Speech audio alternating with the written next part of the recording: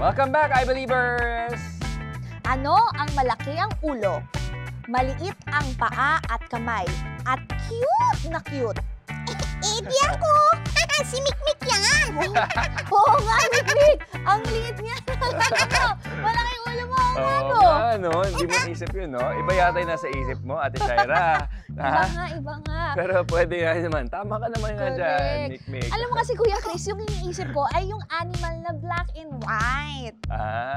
Parang alam ko yan, ha? Pero Diba? para sure tayo ito, alamin natin ang sagot sa tulong ng...